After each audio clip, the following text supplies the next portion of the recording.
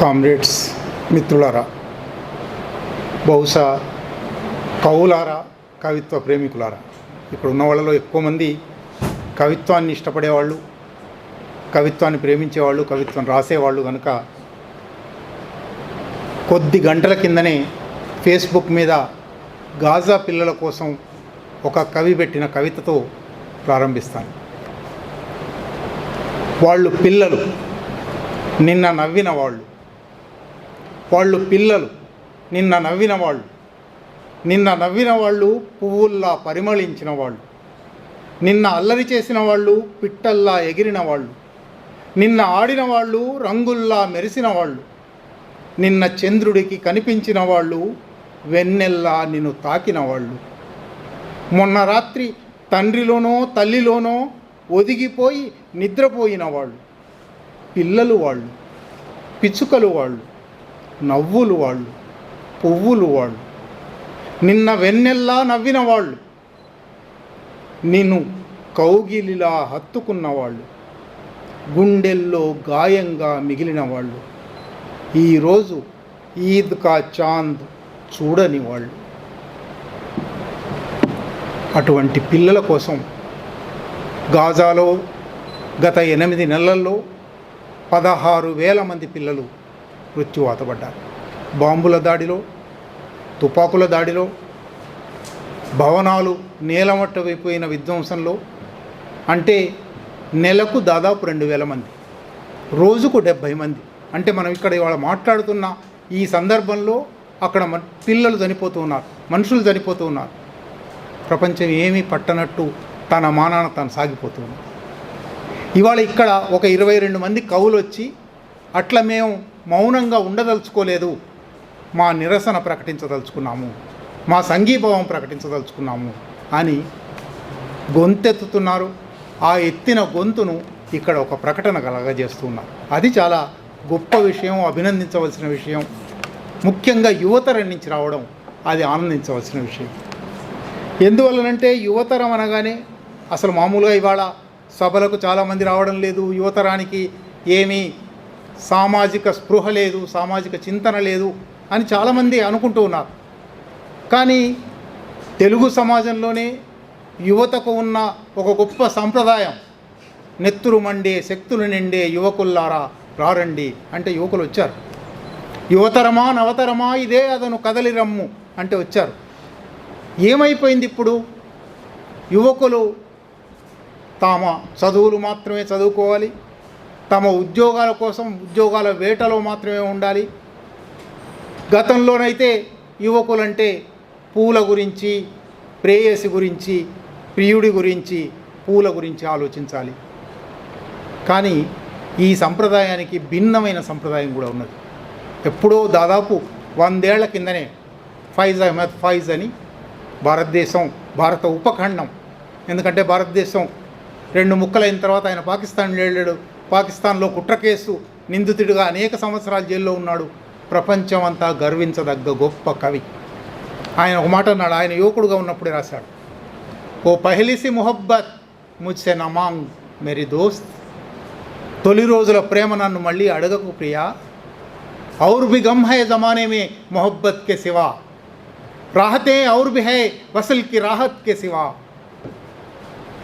ప్రేమ కాకుండా ఇంకా చాలా దుఃఖాలు ఉన్నాయి లోకంలో. ప్రేమ ఒక దుఃఖమే, మధురమైన దుఃఖం నిజమే. కానీ దాన్ని మించిన దుఃఖాలు, పిల్లలు చచ్చిపోతూ ఉన్నారు, అన్యాయంగా చచ్చిపోతూ ఉన్నారు, ఆపరేషన్ కగారు జరుగుతూ ఉన్నది, నిరుద్యోగం పెరుగుతూ ఉన్నది, ధరల పెరుగుదల పెరుగుతూ ఉన్నది. ఔర్ భి గమ్ హై జమానే మే మొహబ్బత్ కే సివా, రాహతే ఔర్ భి హై వసల్ కి రాహత్ కే సివా. బిగి కౌగిలికి మించిన మనం కౌగిలించుకోవలసిన సమస్యలు అనేకం ఉన్నాయి. ఇది బహుశా యువతరంలో ముఖ్యంగా గుర్తు చేయవలసింది. ఎందుకంటే ఆ వేడి నెత్తురు వల్ల, ఆ ఉద్రేకం వల్ల, ఆ ఉత్సాహం వల్ల, సమాజాన్ని కొత్తగా తెరుచుకుంటున్న కిటికీలతో అర్థం చేసుకునే ప్రయత్నం చేస్తూ ఉండడం వల్ల, దీన్ని మార్చడానికి ప్రయత్నం చేయడం వల్ల యువకులలో ఉండే అపారమైన శక్తి. మీరందరూ ఇక్కడ కూర్చున్న వాళ్ళని చూస్తే చాలా కనుల పండుగలాగా ఉంది. 20ల్లో ఉన్నవాళ్ళు ప్రపంచం అంతా మీది. ఇంకా బహుశా ఇంకో 50 ఏళ్ళు, 60 ఏళ్ళు, 70 ఏళ్ళు ఈ ప్రపంచాన్ని మీరు శాసించబోతారు. ఈ ప్రపంచంలో శ్వాసించబోతారు. ఈ ప్రపంచాన్ని మార్చబోతారు. కనుక మీరు ఎటువైపు నడవాలి, మీరు ఏం ఆలోచించాలి? మీరు ఇవాళ ఒక మెయిన్ స్ట్రీమ్ సాగిపోతున్నది, గాలి వాటుకు సాగిపోతూ ఉన్నది. సినిమాల్లో కావచ్చు, సెల్ ఫోన్లలో కావచ్చు, పోర్నోగ్రఫీలో కావచ్చు, మద్యంలో కావచ్చు. అటు పోదామా, లేక లోకంలో ఉన్న ఇతర దుఃఖాల గురించి ఆలోచించి సంఘీభావం ప్రకటిద్దామా? ఇది ఒక విభజన రేఖ, ఇది ఒక సవాల్, ప్రతి మనిషి ముందర వచ్చే సవాల్. నా జీవిత సార్థక్యం ఏమిటి? ఎందుకోసం పుట్టాను, ఎందుకోసం చచ్చిపోతాను? కోట్లాది మంది పుట్టి చచ్చిపోతున్నారు. నా జీవితం ఏమైనా సార్థకంగా బతకగలనా? నేను కొన్ని ఆలోచనలు చేసి, ఆ ఆలోచనలు ఈ సమాజానికి ఉపయోగపడి, ఈ సమాజంలో ఒక మార్పుకు అది దారితీసి, నా పేరు రేపు సమాజంలో నిలిచిపోతుంది. సామాజిక మార్పులో, సామాజిక పరివర్తనలో ఈ యువకుడు, ఈ యువతి భాగమయ్యారు అని ఒక చరిత్రలో నిలిచిపోయే పని చేద్దామా? ఇది బహుశా 100కి 5, 10 మందో 20 మందో చేస్తారు కావచ్చు, కానీ వాళ్ళే నిలిచిపోతారు సమాజంలో. ఇవాళ మిమ్మల్ని చూస్తే కన్నులో పండుగగా ఉన్నది అన్నాను కదా. ఒక 3 నెలలుగా మామూలుగా చాలామంది నిరాశ ప్రకటిస్తూ ఉన్నారు. ఏముంది, 10 ఏళ్ళుగా మోడీ పాలనలో, లేదా ట్రంప్ మళ్ళీ రాబోతున్నాడనే పాలనలో, యూరోప్లోనూ లాటిన్ అమెరికాలోనూ అనేక చోట్ల మళ్ళీ మితవాద రాజకీయ పక్షాలే అధికారానికి వస్తున్న సందర్భంలో ఏముంది సమాజం, మనం ఏమి చేయలేం. ఒక నిరాశ చాలామంది వ్యక్తం చేస్తూ ఉన్నారు. కానీ ఈ నిరాశలో నేను ఆశాజీవిని, నేను ఎప్పుడు ఆ నిరాశ పడలేదు. 3 నెలలుగా ఇంకా ఎక్కువ ఆశపడడానికి ఒక వాతావరణం కనబడుతూ ఉన్నది. మీలో చాలామంది మీ వయసుకే చెందిన శృతి కుమార్ అనే పేరు విని ఉంటారు. హార్వర్డ్ విశ్వవిద్యాలయంలో ఆమె కాన్వొకేషన్ అడ్రస్లో ఆమెకు మాట్లాడే అవకాశం, ఆమె చాలా పోటీపడి మాట్లాడే అవకాశం వచ్చింది. అక్కడికి వచ్చి ఆమె ఏం మాట్లాడిందో మీరు వినున్నారు. గాజాలో చనిపోతున్న పిల్లల కోసం ఆమె మాట్లాడింది. నిజానికి హార్వర్డ్ లాంటి విశ్వవిద్యాలయంలో చదువుకున్న అమ్మాయికి లోకం గురించి పట్టించుకోవాల్సిన అవసరమే లేదు. ఉన్నత మధ్యతరగతి నుంచి వచ్చింది, హార్వర్డ్లో చదువుకుంది కాబట్టి మంచి ఉద్యోగం వస్తుంది, కోట్లాది రూపాయలతో బతుకుతుంది. ఈ లోకం గురించి పట్టించుకోకుండా ఉండవచ్చు, కానీ ఈ లోకం గురించి పట్టించుకోవాలి అని అనుకుంది. అది చాలా దూరం. ఒక్క శృతి కుమార్ మాత్రమే కాదు, 3 నెలలలో అమెరికాలో జరిగిన ప్రతి విశ్వవిద్యాలయ కాన్వొకేషన్లో గాజా సంఘీభావం ప్రకటన వచ్చింది. పాలస్తీనా సమస్య లేవనెత్తబడింది. ఇజ్రాయిల్ పట్ల వ్యతిరేకత ప్రకటించండి, ఇజ్రాయిల్ యుద్ధోన్మాదాన్ని ఖండించండి అనే మాట వచ్చింది. అది అక్కడి నుంచి నిన్న మీరు చూసే ఉంటారు, ఇవాళ ప్యారిస్లో ఒలింపిక్స్ జరుగుతున్నాయి, వరుసగా అన్ని దేశాల జెండాలు ఉంటాయి. అక్కడ పాలస్తీనా ప్రదర్శన జరుగుతుంది. ఒక యువకుడు, బహుశా మీ వయసు యువకుడు, ఆ కంచె దాటి జెండాల దగ్గరికి వెళ్ళి, ఇజ్రాయెల్ జెండా పోల్ ఉన్న దగ్గరికి వెళ్ళి ఇజ్రాయెల్ జెండాను లాగి పడేశారు. వీడియో చూడండి ఒకసారి. చాలా రోమాంచకమైన సంఘటన. ఇటువంటి రోమాంచకమైన సంఘటనలు అమెరికాలో, యూరప్లో, ఆస్ట్రేలియాలో అనేక చోట్ల విద్యార్థులు అనేక మంది చేస్తూ ఉన్నారు. ఇవి చేసినప్పుడు వాటికి చాలా ఆనందిస్తూ, వాటి గురించి రాస్తూ, మాట్లాడుతూ నేను అనుకున్నాను, భారతదేశం ఇంకా గొప్ప పోరాట సంప్రదాయం కదా, భారతీయ యువత ఇంకా ఎక్కువ ఉజ్వలమైన చరిత్ర కలిగి ఉన్నవాళ్ళు కదా, ఎందుకు ఒక ఉస్మానియా విశ్వవిద్యాలయంలో ప్రదర్శన జరగడం లేదు? ఎందుకు కనీసం జేఎన్యూలోనైనా ప్రదర్శన జరగడం లేదు? ఎందుకు జామియా మిలియాలో జరగడం లేదు? కొంచెం బాధపడ్డాను. కానీ ఆ బాధను కూడా యువత ఎంత అద్భుతమైనదంటే, ఎంత శక్తివంతమైనదంటే, నేను బాధపడ్డ అంతసేపు మిగలలేదు. Indian institute of technology Madras ఎంత అద్భుతమైన సంస్థ అది. అసలు ఐఐటీలే చాలా ఉన్నతమైన సంస్థలు. ఆ సంస్థలో మెకానికల్ ఇంజనీరింగ్లో డబుల్ డిగ్రీ సాధించిన వాడు, చాలా ప్రజ్ఞావంతుడైన యువకుడు, బహుశా 22 ఏళ్ళు 23 ఏళ్ళు మీ వయసు వాడు, ధనంజయ్ బాలకృష్ణన్. వారం రోజుల కింద కాన్వొకేషన్లో ఆయనకు మాట్లాడే అవకాశం వచ్చింది. మాట్లాడే క్రమంలో గాజాలో పిల్లలు చచ్చిపోతున్నారు, ప్రపంచంలో యుద్ధం జరుగుతుంది, మన ఇంజనీర్లమే మనం సాధించి పెట్టిన, మనం తయారు చేసిన, మనం అన్వేషించిన ఆయుధాలు వాడి పిల్లలను చంపుతున్నారు. కాబట్టి మనం ఏం పని చేస్తున్నామో ఆలోచించాలి. మనం చేసే పని, మనం చదువుకునే చదువు యుద్ధానికి, విధ్వంసానికి, హింసకు, మృత్యువుకు ఉపయోగపడుతున్నది. ఆ పని ఆలోచిద్దామా లేదా? మనం ఆలోచించకపోతే ఈ దేశంలో, ప్రపంచంలో కులం పేరు మీద, వర్గం పేరు మీద, మతం పేరు మీద, భాష పేరు మీద సాగుతున్న దోపిడీని, అణచివేతను అరికట్టడానికి మన విద్య ఉపయోగించకపోతే ఎందుకు విద్య నేర్చుకున్నట్టు? ఇటువంటి సంక్షోభ సమయాల్లో ఏమీ చేయకుండా ఉండడం అంటే నేరంలో భాగంగా అవడమే అన్నాడు ఆయన. చాలా చిన్న కురవాడు, మీలాంటి కురవాడు.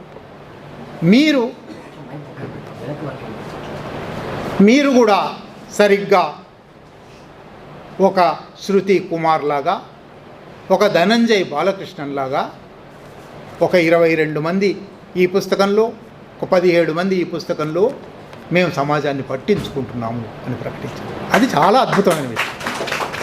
అంటే సరిగ్గా పట్టించుకున్నారా లేదా, భాషలో లోపాలు ఉన్నాయా, శిల్పంలో లోపాలు ఉన్నాయా, ఇదంతా వేరే చర్చ. అసలు మొట్టమొదట మీ హృదయం ఉండవలసిన చోట ఉంది. అది గొప్ప విషయం. హృదయం ఉండవలసిన చోట ఉంది. చాలామందికి హృదయాలు ఉండవలసిన చోట లేవు. లేకపోవడానికి వాళ్ళ తప్పు కూడా కాదు, మీ తప్పు అనడం లేదు నేను. ఈ వ్యవస్థ మీ హృదయంలో లేకుండా చేస్తుంది. మీ హృదయాన్ని మొద్దుబారుస్తుంది, మీ మెదడును మొద్దుబారుస్తుంది. మన విద్యా విధానం అంతా, మన సామాజికీకరణ అంతా, మన చుట్టూ ఉండే క్రీడలు కానీ, సంస్కృతి కానీ, మాస్ మీడియా కానీ మన హృదయాన్ని మొద్దుబార్చడం ఎట్లా అనే ఒక భయంకరమైన కార్యక్రమంలో ఉన్నాయి. అందువల్ల మన హృదయం మొద్దుబారిపోయే అవకాశం ఉంది. కానీ కొందరైనా ఇంకా మా హృదయం మొద్దుబారిపోలేదు, మేము ఇంకా స్పందనాశీలంతో ఉన్నాము. ఎక్కడైనా సమాజంలో ఏమైనా జరిగితే దాని పట్ల వెంటనే స్పందించడానికి సిద్ధంగా ఉన్నాము అని చూపెడుతూ ఈ పుస్తకాలు, ఈ కవిత్వం రాశారు. సర్వేశ్వర్ దయాళ్ సక్సేనా అని. ఇది కవులు, ఎక్కువ మంది కవులు కాబట్టి నేను కవిత్వం గురించే మాట్లాడదలుచుకున్నాను. సర్వేశ్వర్ దయాళ్ సక్సేనా అని ఒక అద్భుతమైన హిందీ కవి ఉండేవాడు. చనిపోయాడు. ఆయన చనిపోయి కూడా 15-20 ఏళ్ళు అయింది. ఆయన ఎప్పుడో 40 ఏళ్ల కింద ఒక కవిత రాశాడు. చాలా పెద్ద కవిత. ఆ మొత్తం కవిత చెప్పబోవడం లేదు, దాంట్లో కొన్ని వాక్యాలు చెప్తాను. నీ ఇంట్లో ఒక గదిలో నిప్పంటుకుంటే మరో గదిలో హాయిగా నిద్రపోగలుగుతావా? నీ గదిలో ఒక గదిలో నిప్పంటుకుంటే మరో గదిలో హాయిగా నిద్రపోగలుగుతావా? నీ ఇంట్లో ఒక గదిలో శవం పడి ఉంటే మరో గదిలో పాటలు పాడుకోగలుగుతావా? నీ ఇంట్లో ఒక గదిలో శవాల కుప్పలు కుళ్ళిపోతుంటే మరో గదిలో ప్రార్థన చేసుకోగలుగుతావా? నువ్వట్లా నిద్రపోగలిగితే, నువ్వట్లా పాడుతూ ఉండగలిగితే, నువ్వట్లా ప్రార్థన చేసుకుంటూ ఉంటే నీతో ఇంకా నాకు మాట్లాడవలసిందేమీ లేదు. అంటే వాళ్ళు మనుషులు కాకుండా పోయారు అని అర్థం. వాళ్ళు మానవతా స్పందనలు లేకుండా పోయారు అని అర్థం. అటువంటి మానవతా స్పందనలు లేని దశలో సమాజం అంతా నడుస్తూ ఉండగా, యువతరంలో కూడా అత్యధికులు అటువైపే నడుస్తూ ఉండగా, కొంతమంది అయిన యువకులు ఇవాళ ఇదిగో మేము ఉన్నాము. చరణ్ చెప్పాడు, మేము ఇక్కడ నిలబడి మాట్లాడుతున్నాము, మేమేమి తుపాకీ పట్టుకోవడం లేదు, మేమేమి రాజ్యాధికారాన్ని రద్దు చేసే యుద్ధం చేయడం లేదు, పెద్ద పనులు చేయడం లేదు. కుమార్ వికల్ అని ఇంకో హిందీ కవి అన్నాడు, నేనేమి పెద్ద పోరాటాలు చేయాలని లేదు, छोटे लोगों के लिए छोटे बातों पे छोटे ముద్దే పే లడ్నా హై. చిన్న విషయాల మీదనే ఈ కవిత్వం రాయడం చిన్న విషయమే కావచ్చు. మీ స్పందనను ప్రకటించడం, మీ ఆర్తిని ప్రకటించడం. ఈ ఆర్తి ఎందువల్ల వస్తుంది, ఎక్కడి నుంచి వస్తుంది? నిజానికి ఈ ఆర్తి అనేది ఒక హార్వర్డ్ విశ్వవిద్యాలయంలోనో, ఒక ఐఐటిఎం మద్రాసులోనో, ఒక ఉస్మానియా విశ్వవిద్యాలయంలోనో నాకు ఆశ్చర్యం వేసింది. ఇవి రాసిన కవులు చూస్తే చాలామంది కవిత్వం అంటే ఇవాళ ఏమనుకుంటారంటే తెలుగు చదివేవాళ్ళు, తెలుగు సాహిత్యం, తెలుగు ఎంఏ చదివేవాళ్ళు మాత్రమే రాస్తారు. ఒకసారి ఈ పుస్తకం చూడండి. MSc chemistry, MTech, microbiology, BTech, అంటే నీ చదువు నిన్ను సమాజం నుంచి దూరం చేయడానికి ఎంత ప్రయత్నం చేసినా, నీకు డాలర్ల మీద ఆశ కల్పించడానికి ఎంత ప్రయత్నం చేసినా, నీకు నిన్ను నువ్వు చూసుకో, లోకాన్ని చూడకు అని ఎంత చెప్పినా మనుషులు గనక స్పందిస్తారు. ఎందుకు స్పందిస్తారు? సెన్స్ ఆఫ్ జస్టిస్ అని ఒకటి ఉంది, న్యాయ భావన అంటారు. ప్రతి మనిషికి లోపల అంతరాంతరాలలో ఒక న్యాయభావన ఉంటుంది. ఇది అన్యాయం, ఇది అన్యాయం. ఇది తెలిసిన వాళ్ళు చాలామంది మౌనంగా ఉండేలా ఇవాళ ప్రపంచం ఊపా కేసు పెట్టారు. ఊపా కేసు గురించి చెప్తున్నారు. ఊపా కేసు ఏమిటంటే మాట్లాడకూడదు, రాయకూడదు, సైగ చేయకూడదు. ఊపాలో తీవ్రవాద నేరం అంటే ఏమిటి అనే నిర్వచనం ఉంది. ఆ నిర్వచనంలో ఏమున్నదో చూస్తే మీరు ఆశ్చర్యపోతారు. మాట, రాత, సైగ, ఎలక్ట్రానిక్ సమాచార సంబంధం అని ఇన్ని రాసి, వీటితో పాటు ఇంకా ఏదైనా, అంటే ఏదైనా కావచ్చు, నువ్వు నిలబడి ఉండడమే, నువ్వు మనిషిగా ఉండడమే ఊపా కింద నేను నేరస్తుని చేస్తుంది. అటువంటి ఒక మాట్లాడకూడని ఒక నిశ్శబ్దాన్ని, శ్మశాన నిశ్శబ్దాన్ని వ్యాపింపజేసే ఒక స్థితిలో మనుషులు ఎందుకు మాట్లాడతారంటే సెన్స్ ఆఫ్ జస్టిస్ వల్ల, న్యాయ భావన వల్ల. ఇది అన్యాయం జరిగిపోతున్నది. మన కాళోజీ ఎప్పుడో రాశాడు, అన్యాయాన్ని ఎదిరించిన వాడు నాకు ఆరాధ్యుడు. అన్యాయాన్ని ఎదిరించడం అనేది తప్పనిసరిగా ప్రతి మనిషి చేయవలసిన ఒక సాంఘిక ధర్మం, వ్యక్తిగత ధర్మం. ఈ ధర్మాన్ని ఇవాళ ఇక్కడ 22 మంది కవులు, ఇక్కడ 17 మంది కవులు ప్రకటిస్తూ ఉన్నారు. సామాజిక న్యాయం పట్ల, న్యాయ భావన పట్ల వాళ్ళలో ఉన్న ఒక సహజమైన ఇదేమీ కొత్తగా నేర్చుకోవలసింది కాదు, ఎవరో నేర్పవలసింది కాదు. నువ్వు మనిషివైతే నైసర్గికంగానే మనిషిలో న్యాయభావన ఉంది. ఈ నైసర్గికతను పోగొట్టడానికి చాలా ప్రయత్నాలు జరుగుతున్నాయి. దీని మీద మసకపరచడానికి, దీని మీద ముసుగులు కమ్మడానికి, దీన్ని అడ్డుకోవడానికి అనేక పనులు జరుగుతున్నాయి. మనం లేచి నిలబడి, కాదు నేను నా నైసర్గిక మానవత్వాన్ని రుజువు చేసుకోదలుచుకున్నాను అని ప్రకటించాను. ఆ ప్రకటన ఇక్కడ ఈ కవులు చేశారు. ఏ విషయాల్లో చేశారు? ఇతర విషయాల్లో కూడా వీళ్ళు ఇట్లాగే ఉన్నారా లేదా నాకు తెలియదు. బహుశా వీళ్ళలో ఒకళ్ళిద్దరు తప్ప విరివిగా కవిత్వం రాసిన వాళ్ళు కాదు. కానీ మిగిలిన వాళ్ళందరూ 2 విషయాలు ప్రధానంగా పట్టించుకున్నారు. మొట్టమొదటిది పాలస్తీనా, రెండోది అరుంధతి రాయ్ మీద దాడి. అసలు పాలస్తీనా విషయం మీరు ఎంతమంది పాలస్తీనా గురించి అధ్యయనం చేశారో తెలియదు. కానీ పాలస్తీనా మీరు చరిత్ర వైపు నుంచి చూస్తారా, పాలస్తీనీయుల పట్ల సంఘీభావం ప్రకటించాలి. మీరు రాజకీయ ఆర్థిక వైపు నుంచి చూస్తారా, పాలస్తీనీయుల పట్ల మీరు కేవలం మానవత్వం వైపు నుంచి చూస్తారా, పాలస్తీనాను సమర్థించాలి. మీరు జియో పాలిటిక్స్, భూగోళ రాజకీయాల వైపు నుంచి చూస్తారా, పాలస్తీనాను సమర్థించాలి. పాలస్తీనా అనేది ఇవాళ మాత్రమే కాదు, 1948 నుంచి ఈ దేశంలోనూ ప్రపంచంలోనూ ఒక ప్రధానమైన సెన్స్ ఆఫ్ జస్టిస్కు సంబంధించిన విషయం. ఏం జరిగింది? పాలస్తీనా ప్రజలకు బహుశా ప్రపంచంలో ఇంకే జాతికి జరగనంతటి అన్యాయం జరిగింది. 1948 వరకు పాలస్తీనా అనే ఒక దేశం ఉంది, ఇజ్రాయెల్ అనే దేశం లేదు. హఠాత్తుగా 1948లో ఇజ్రాయెల్లో 2 ముక్కలు చేసి, ఆ ముక్కల్లో నిజానికి జనాభా ప్రకారం ముక్క చేయలేదు. అసలు ముక్కలు చేయవలసిన అవసరం ఏమిటి, దాని గురించి కూడా మాట్లాడుకుందాం. వాళ్లకు ఒక 40%, 35%, వీళ్ళకు ఒక 65% ఇచ్చారు. 35% పొందినవాడు 48లో ఇవాళ 2024 వచ్చేసరికి కనీసం 6 డజను యుద్ధాలు చేసి, లక్షలాది మందిని చంపేసి, వందలాది నగరాలను, పల్లెలను ధ్వంసం చేసి ఇవాళ 85%లో ఉన్నాడు. 85.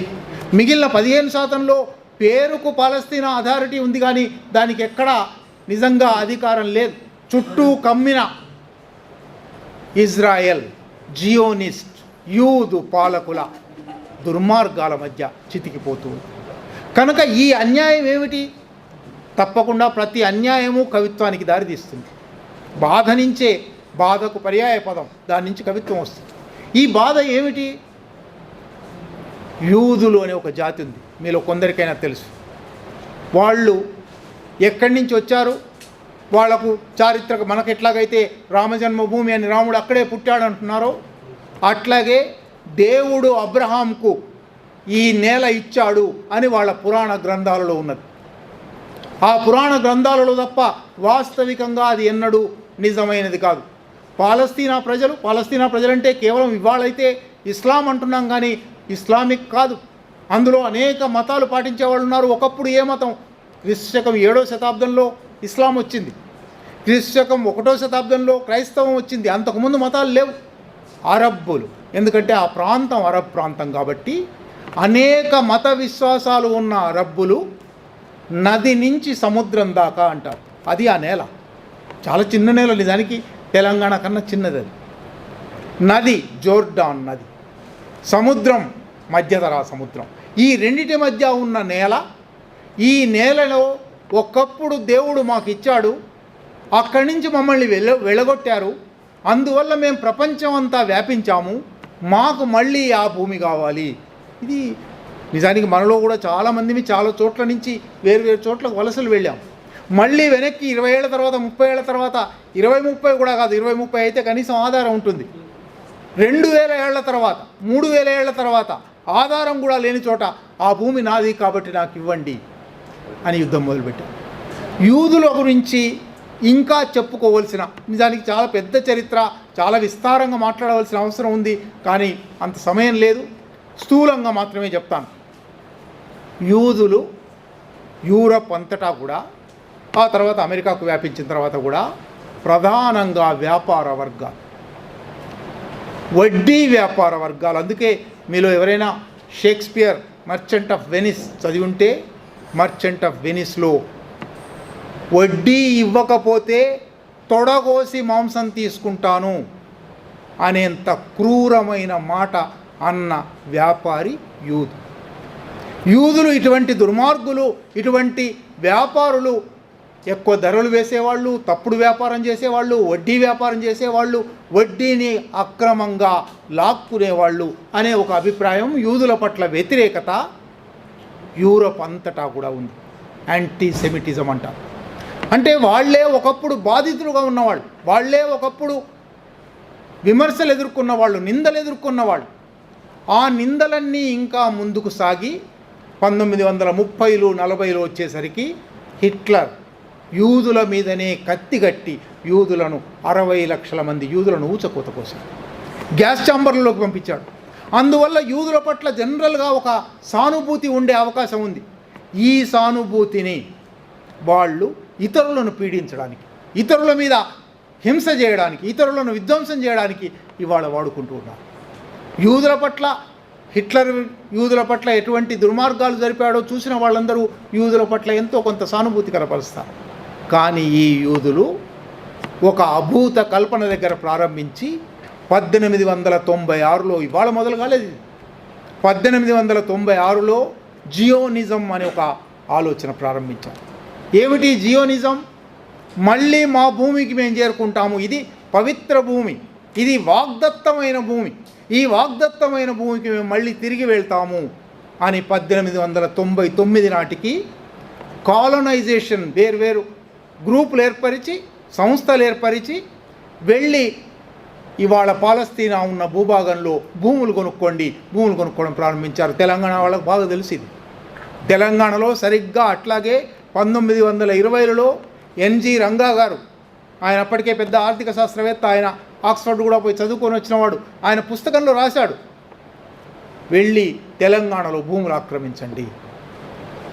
ఇక్కడ నిజాం ప్రభుత్వం కూడా, మేము ఇక్కడ నిజాం సాగర్ అనే కొత్త ఆనకట్ట కట్టాము, మా దగ్గర ప్రజలకు కాలువల కింద వ్యవసాయం అలవాటు లేదు, తెలియదు, బావుల కింద వ్యవసాయం మాత్రమే ఉన్నది, కాలువల కింద వ్యవసాయం మీకు తెలుసు కాబట్టి ఇక్కడ మేము భూమి ఇస్తాం, రండి, land for colonisation, invitation for colonisation అని నిజాం ప్రభుత్వం కూడా ప్రకటించింది. అక్కడ పాలస్తీనా ప్రభుత్వం అట్లేమీ ప్రకటించలేదు, కానీ వీళ్ళు వెళ్ళి కాలనైజేషన్ ప్రారంభించారు. ఈ కాలనైజేషన్ని కొనసాగించి 1917 నాటికి బ్రిటన్, నిజానికి ఇవాళ అమెరికా ఏ పాత్ర వహిస్తున్నదో యూదుల పట్ల పూర్తిగా మద్దతు ఇస్తూ యూదులు చేసే అక్రమాలకు, దౌర్జన్యాలకు, విధ్వంసాలకు, మారణకాండలకు ఎట్లా అమెరికా మద్దతు ఇస్తూ ఉన్నదో 20వ శతాబ్ది తొలి రోజుల్లో, అప్పటికి ఇంకా అమెరికా అభివృద్ధి చెందలేదు కాబట్టి బ్రిటన్ ఆ పని చేసేది. బ్రిటిష్ పార్లమెంట్లో బాల్ఫోర్డ్ డిక్లరేషన్ అంట 1917లో యూదులకు ఒక భూమి ఇస్తాము, భూమి ఇవ్వదలుచుకుంటే నీ భూమిలో ఇవ్వు, నీ దగ్గర ఉన్న భూమిలో ఇవ్వు, ఇంకోటి భూమి నువ్వు ఎట్లా ఇస్తావు? దానికి వాళ్ళు ఒక సిద్ధాంతమే కనిపెట్టారు. భూమి లేని ప్రజల కోసం ప్రజలు లేని భూమి. ఎంత దుర్మార్గమైన నినాదం అంటే ఇది. యూదులు భూమి లేని ప్రజలు, దేశం లేని ప్రజలు. సరే, వాళ్ళు నిజంగానే ఒక దేశం లేదు, అనేక దేశాల్లో వ్యాపించారు. భూమి లేని ప్రజల కోసం ప్రజలు లేని భూమిని ఇస్తాము అని పాలస్తీనాలో ఇస్తామన్నారు. పాలస్తీనాలో అప్పటికి ప్రజలు ఉన్నారు, లక్షలాది మంది ప్రజలు ఉన్నారు. ఈ లక్షలాది మంది ప్రజలున్న భూమిని భూమి లేని ప్రజలు లేని భూమి అని ప్రకటించి అక్కడికి ఇజ్రాయెల్ ఏర్పాటు చేస్తాము అని బాల్ఫోర్డ్ డిక్లరేషన్ వచ్చింది. దాని కొనసాగింపుగానే 1948లో పాలస్తీనాను 2 ముక్కలు చేసి 3 ముక్కలు చేసి, వాస్తవంగా పాలస్తీనీయులకు కొంత, యూదులకు కొంత, ఉమ్మడిగా, ఎందుకంటే జెరూసలేంలో క్రైస్తవులకు అదే పుణ్యభూమి, యూదులకు అదే పుణ్యభూమి, అల్ అక్సా మసీదు ఉండడం వల్ల ముస్లింలకు అదే పుణ్యభూమి. కనుక ముగ్గురికి పుణ్యభూమిగా ఉంది కాబట్టి జెరూసలేంను అంతర్జాతీయ పర్యవేక్షణలో ముగ్గురు సమానంగా వాడుకునేటట్టు పెడతాము అని పెట్టారు. ఇచ్చిన వెంటనే ఇజ్రాయెల్ యుద్ధాలు ప్రారంభించింది. తోటి పాలస్తీనా భూభాగం మీద దాడులు చేయడం, దాన్ని ఆక్రమించడం, తోటి పాలస్తీనా ప్రజల మీద బాంబు దాడులు చేసి, హత్యలు చేసి వాళ్లను భయభీతావహంలో ముంచడం. వాళ్ళను మాత్రమే కాదు, పాలస్తీనాకు మద్దతు ఇచ్చిన లెబనాన్ మీద కావచ్చు, జోర్డాన్ మీద కావచ్చు, ఇరుగు పొరుగు దేశాల మీద దాడులు చేయడం, యుద్ధం చేయడం. 1948 నుంచి ఇప్పుడు సాగుతున్న యుద్ధం దాకా, ఇవాళ మనం మాట్లాడుకుంటున్న సందర్భంలో బాంబులు పడుతూ ఉన్నాయి. ఇప్పుడు మనం మాట్లాడుకున్న సందర్భంలో అక్కడ హత్యలు జరుగుతూ ఉన్నాయి. హత్యలు చేస్తూ కొన్ని లక్షల మందిని హత్య చేసి వాళ్ళ భూమి నుంచి వాళ్ళను కాకుండా చేశారు. ప్రపంచంలో ఎక్కడైనా పోరాటాలు జరగాలంటే నీకు హక్కుల కోసం పోరాడతావు, కానీ నువ్వు ఉన్న నేల నీది కాదు, నీకు నేలే లేదు. హక్కుల కోసం పోరాడాలి అంటే నేల కోసము పోరాడాలి, హక్కుల కోసము పోరాడాలి. పాలస్తీనా జాతి ఇవాళ ఎదుర్కొంటున్న అత్యంత విషాదమైన స్థితి అది. పాలస్తీనా ప్రజలకు పాలస్తీనాలో ఉండే అవకాశం లేదు. లక్షలాది మంది ప్రవాసులై జోర్డాన్లో ఉన్నారు, లెబనాన్లో ఉన్నారు, ఈజిప్ట్లో ఉన్నారు, అమెరికాలో ఉన్నారు, అనేక దేశాల్లో వ్యాపించారు.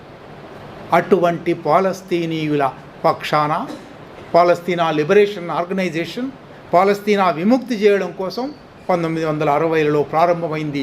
కొంతకాలం సాయుధ పోరాటం కూడా చేసింది. తర్వాత చర్చల్లోకి దిగింది. యాసర్ అరాఫత్ పేరు మీరు వినే ఉంటారు. 1993లో యాసర్ అరాఫత్తో రాజీకి వచ్చారు. రాజీకి వచ్చి మీకు ఇక ముందు మేము ఆక్రమించుకోకుండా ఈ 3 భాగాలు, గాజా స్ట్రిప్ కావచ్చు, వెస్ట్ బ్యాంక్ కావచ్చు, ఈ 2 మీకు ఇస్తాం. మీరు అక్కడ ఎన్నికలు పెట్టుకోండి, మీరు అక్కడ ప్రభుత్వం నడుపుకోండి. ఈ రాజీ ఒప్పందం యాసర్ అరాఫత్ ఒక లొంగుబాటు, దీన్ని మేము అంగీకరించము అని హమస్ పుట్టుకొచ్చింది. హమస్ కూడా ఎన్నికల్లో పాల్గొంది. హమస్ కూడా ఈ 2 ప్రాంతాలలో ఒక ప్రాంతంలో ఎన్నికలలో గెలిచి తన ప్రభుత్వాన్ని నడపగలిగింది. ఆ ప్రభుత్వాన్ని కూడా ధ్వంసం చేశారు. యాసర్ అరాఫత్ ఒక మధ్య మార్గవాదిగా, మితవాదిగా చేసిన పోరాటాన్ని రద్దు చేశారు. హమస్ ఒక సాయుధ పోరాటం చేసిన శక్తిని రద్దు చేశారు. మామూలు ప్రజల మీద కూడా, ఆసుపత్రుల మీద బాంబులు, పత్రికా కార్యాలయాల మీద, టెలివిజన్ కార్యాలయాల మీద బాంబులు, విద్యాలయాల మీద బాంబులు. ఇజ్రాయెల్ ఎంత దుర్మార్గమైన శక్తి అంటే, నిజంగా హిట్లర్ చేతుల్లో వాళ్ళు ఏ వేదనలు అనుభవించారో ఆ వేదనలని ఇవాళ పాలస్తీనీయులను, అరబ్బులను గురి చేస్తున్నారు. ఇంతకన్నా అంటే ఒకసారి బాధితుడైన వాడు, ఒకసారి పీడితుడైన వాడు ఇక ముందు ఇతరుల పీడన పట్ల సానుభూతితో ఉంటాడు అనే మాట కూడా ఇప్పుడు చెల్లని పరిస్థితి వచ్చింది. ప్రపంచానికంతా ఆయుధాలు అమ్ముతుంది, ప్రపంచానికంతా నిఘా సాఫ్ట్వేర్ అమ్ముతుంది. ఇవాళ తెలంగాణలో మనం ట్యాపింగ్ గురించి వింటూ ఉన్నాం కదా. ఈ ట్యాపింగ్కు ఉపయోగించింది ఇజ్రాయెల్ తయారు చేసిన సాఫ్ట్వేర్. భారతదేశం ఇజ్రాయెల్ నుంచి ఎంతో సాఫ్ట్వేర్ కొన్నది, ఆయుధాలు కొన్నది. ఇజ్రాయెల్ను కాపాడడానికి అనేక మంది ప్రయత్నం చేస్తున్నారు. ఇజ్రాయేలీ పాలకులు, యూదు పాలకులు చుట్టూ కంచెలు కట్టి ఇజ్రాయెల్ పాలనా ప్రాంతంలోకి చీమ జొరబడడానికి వీల్లేదు. ఇజ్రాయెల్ ఆక్రమణలో ఉన్న పాలస్తీనా ప్రాంతాల్లోకి చీమ జొరబడడానికి వీల్లేదు. మేము ప్రపంచానికే నిఘా నేర్పుతున్నాము అని ప్రగల్భాలు పలుకుతూ ఉండగా 2023 అక్టోబర్ 7న వాళ్ళ ప్రాంతం గాజాలో లేదా వెస్ట్ బ్యాంక్లో చుట్టూ ఇజ్రాయేలీలు ఉన్నారు. చుట్టూ ఇజ్రాయేలీ సైన్యం ఉంది, కంచెలు ఉన్నాయి. ఎట్లా సంపాదించారో తెలియదు. 7,000 రాకెట్లు, ఒక్క రోజున 7,000 రాకెట్లు. అంటే నేను బ్రహ్మాండమైన అనంత బల సంపన్నమైన శక్తిని, నన్ను ఎవడు ఏమి చేయలేడు అనుకున్న ఇజ్రాయెల్ మీద అక్టోబర్ 7న దాడి చేశారు. 7,000 రాకెట్లు పేల్చారు. ఈ హమస్ చేసిన దాడి, నిజానికి హమస్ చేసిన దాడిని ఖండించేవాళ్ళు ఇవాళ చాలామంది ఉన్నారు. హమస్ చేసిన దాడిని నేను సమర్థిస్తున్నాను, నా అలాగా సమర్థించేవాళ్ళు చాలామంది ఉన్నారు. 40 ఏళ్ళు 50 ఏళ్ల పాటు జరిగిన హింసల గురించి మాట్లాడిన తర్వాత హమస్ చేసిన ప్రతి దాడి గురించి మాట్లాడండి. కాళోజీ అన్నాడు, హింస తప్పు, ప్రతిహింస తప్పు కాదు. హమస్ చేసింది ప్రతిహింస. ఈ ప్రతిహింసకు వ్యతిరేకంగా దాన్ని బూచిగా చూపెట్టి హమస్ ఈ దాడి చేసింది కాబట్టి మమ్మల్ని మేము రక్షించుకోవడానికి మేము దాడి చేస్తున్నాము అన్నారు. ఆ పేరుతో అక్టోబర్ 7 నుంచి ఇవాల్టి వరకు గత 8 నెలలుగా రోజువారీ ప్రతి గంట ప్రతి నిమిషము బాంబు దాడులు జరుగుతున్నాయి. ఇజ్రాయేలీ పాలక వర్గాలలోనే చీలికలు వచ్చాయి.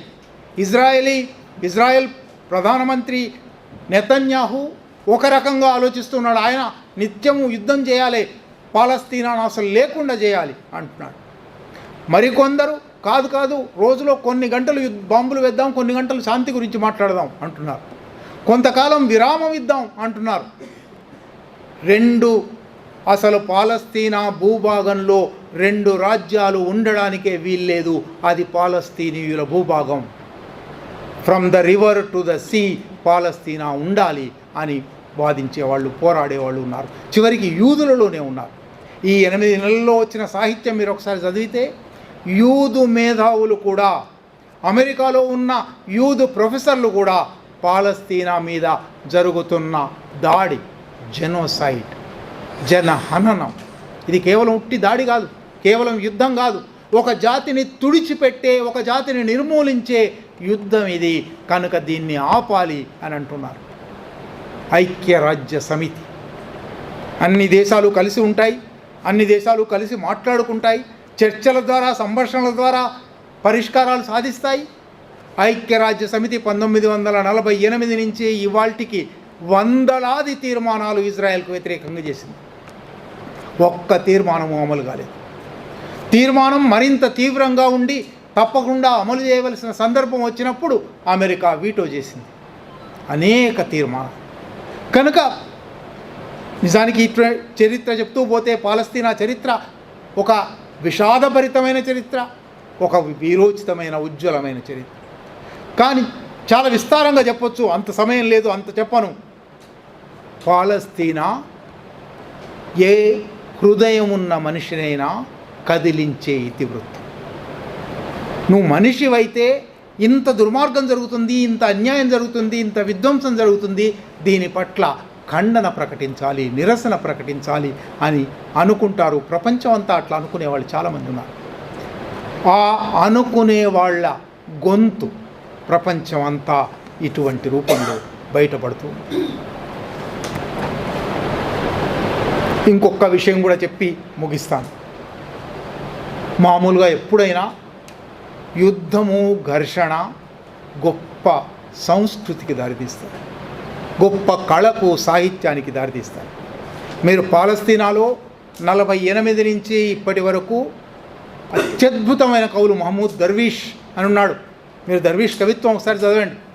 గసన్ కన్ఫానీ అని ఉన్నాడు, ఈ పుస్తకం ఆయనకు అంకితం చేశారు. గసన్ కన్ఫానీ కథకుడు, కవి రెండూ కూడా. ఇటువంటి వాళ్ళు ప్రపంచ స్థాయి, అంతర్జాతీయ స్థాయి కవిత్వం రాశారు, కథలు రాశారు. పాలస్తీనా నుంచి గొప్ప సాహిత్యం, గొప్ప సంస్కృతి, వాళ్ళ వాల్ రైటింగ్స్ దగ్గర నుంచి మొన్న యుద్ధం జరుగుతూ ఉండగా ఒకవైపు బాంబులు పడుతూ ఉన్నాయి, వాళ్ళు ఎట్లా చిన్నారి పిల్లలు ఎట్లా ఆడుకుంటున్నారు అని కూడా వీడియోలు వచ్చాయి, మీరు చూసే ఉంటారు. అంటే వాళ్ళేమీ భీరువులై పిరికి పందలై మాకు సహాయం చేయండి అని అడగడం లేదు. మనం వాళ్ళ పోరాటం వాళ్ళు చేసుకుంటున్నారు, వాళ్ళ జీవితం వాళ్ళు జీవిస్తూ ఉన్నారు. 12-13 ఏళ్ల పిల్లలను ఏళ్ల తరబడి జైల్లో పెట్టారు. రాళ్ళు విసిరాలనే కారణంతో జైల్లో పెట్టారు. ఒక యూదు స్త్రీ, ఆ పుస్తకం మీద చైన్స్ ఆఫ్ ఫ్రీడమ్ అనే ఒక పుస్తకం ఉంటుంది, అందులో అందరూ 12-13 ఏళ్ల జైల్లో ఉన్న పిల్లలను ఇంటర్వ్యూ చేసి పాలస్తీనియన్ల మీద రాశారు. నేను ఫేస్బుక్ మీద ఆ పుస్తక పరిచయం రాశాను, మీరు ఎప్పుడైనా అవకాశం ఉంటే చదవండి. అటువంటి దుర్మార్గాలు జరుగుతూ ఉంటే దానికి వ్యతిరేకంగా గొప్ప సాహిత్యం వచ్చింది. వాళ్ళ పనులు వాళ్ళు చేసుకుంటూ ఉన్నారు. మన ముందర అంటే కేవలం ఉస్మానియా విశ్వవిద్యాలయంలో ఇవాళ ఇక్కడ కూర్చున్న ఒక 50 మంది ముందర కాదు, ప్రపంచం ముందర ప్రశ్న. ఇంత దుర్మార్గం జరుగుతుంటే, ఇంత విధ్వంసం జరుగుతుంటే, ఇంత అన్యాయం జరుగుతుంటే నువ్వు మనిషివేనా? మామూలుగా అంటారు కదా, నువ్వు మనిషివేనా అని. ఇవాళ ఐక్యరాజ్య సమితిని ఆ ప్రశ్న వేస్తూ ఉన్నాం, ఇవాళ అమెరికాను ఆ ప్రశ్న వేస్తూ ఉన్నాం, ఇవాళ యూరోప్నంతా ఆ ప్రశ్న వేస్తూ ఉన్నాం. కొన్ని దేశాలు పాజిటివ్గా స్పందించాయి. ఫ్రాన్స్ ఉదాహరణ, పోర్చుగల్, లాటిన్ అమెరికా దేశాలు ఇజ్రాయెల్తో వాణిజ్య సంబంధాలను తెంచివేసుకుంటాము, ఇజ్రాయెల్ యుద్ధ సన్నాహాలకు ఉపయోగపడే సరఫరాలు, ఎగుమతులు చేయము. భారత ప్రభుత్వం మాత్రం ఇదొక్క విషయం మనం తప్పకుండా మాట్లాడుకోవాలి. భారతదేశం 1948లో పాలస్తీనా ఇజ్రాయెల్ వేరుపడగానే పాలస్తీనా పట్ల సానుభూతి ప్రకటించి పాలస్తీనా రాజ్యాన్ని అంగీకరించిన దేశం. అప్పటి నుంచి అలీనోద్యమం గురించి మీకు తెలుసు. అటు రష్యాకు ఇటు అమెరికాకు చెందకుండా మూడో ప్రపంచ దేశాలన్నీ ఐక్యం చేసే ఒక ఉద్యమం. ఈజిప్టుకు చెందిన నాసర్, భారతదేశానికి చెందిన నెహ్రూ, వీళ్ళ నాయకత్వంలో అది కొనసాగినప్పుడు అలీనోద్యమం పాలస్తీనాను సంపూర్ణంగా సమర్థించింది, ఇజ్రాయెల్ను ఆమోదించలేదు. 1992 వరకు భారతదేశం ఇజ్రాయెల్ను ఒక దేశంగా గుర్తించలేదు, ఒక దేశంగా గుర్తింపు ఇవ్వలేదు. 92లో నూతన ఆర్థిక విధానాలు మొదలైన తర్వాత దేశంగా గుర్తించకపోయినా, రాయబార కార్యాలయం లేకపోయినా వాణిజ్య ఒప్పందాలు మొదలయ్యాయి. వాణిజ్యంగా సరుకుల దిగుమతులు ఎగుమతులు మొదలయ్యాయి. 2014 వచ్చేసరికి నరేంద్ర మోడీ భారతదేశపు మొట్టమొదటి ప్రధాని ఇజ్రాయెల్కు వెళ్ళినవాడు. వెళ్ళడం మాత్రమే కాదు, నరహంతకుడు నెతన్యాహును బిగి కౌగిల్లోకి తీసుకున్నాడు. ఎందుకంటే ఈయన కూడా నరహంతకుడే కనుక. నరహంతకుల మైత్రి సాగుతూ ఉన్నది. అది ఇవాళ ఈ యుద్ధంలో అక్టోబర్ 7 నుంచి జరుగుతున్న యుద్ధంలో ఈ యుద్ధాన్ని ఆపడానికి ఐక్యరాజ్య సమితిలో తీర్మానం వస్తుంది. ఆ తీర్మానానికి ఓటు వేయండి అంటే భారతదేశం ఓటు వేయలేదు. భారతదేశం శాంతి దూత దేశం, శాంతి ప్రవక్త దేశం అని చెప్తారు కదా. అక్కడ రోజు మనుషులు చచ్చిపోతున్నారు, కనీసం యుద్ధ విరామం ప్రకటించండి అనే తీర్మానం మీద కూడా ఓటు వెయ్యని నరహంతక దేశం అయిపోయింది భారతదేశం. నరహంతక ప్రభుత్వం అయిపోయింది భారత ప్రభుత్వం. అటువంటి స్థితిలో పౌర సమాజం, మరీ ముఖ్యంగా ముందే చెప్పినట్టు నెత్తురు మండే శక్తులు నిండే యువతరం పూనుకోవలసి ఉన్నది. ఈ వాస్తవాలు ప్రచారం చేయవలసి ఉన్నది. ఈ అన్యాయం మీద స్పందించవలసి ఉన్నది. ఈ అన్యాయానికి గురవుతున్న వాళ్లకు మన సంఘీభావం ప్రకటించవలసి ఉన్నది. మన సంఘీభావం వల్ల వాళ్ళకేదో మేలు జరుగుతుందని కాదు, మన సెన్స్ ఆఫ్ జస్టిస్ ప్రకటన జరుగుతుంది. మనం మనుషులమేనా లేదా ప్రకటన జరుగుతుంది. మనం ఇక్కడ ఒక కవిత రాసినందువల్ల అక్కడ యుద్ధం ఆగిపోవడం లేదు. 8 నెలల్లో 36,000 మంది మనుషులు చచ్చిపోయారు. 2 లక్షల భవనాలు నేలమట్టం అయ్యాయి. 16,000 మంది పిల్లలు చచ్చిపోయారు. మన కవిత్వం వల్ల అదేమీ ఆగబోవడం లేదు.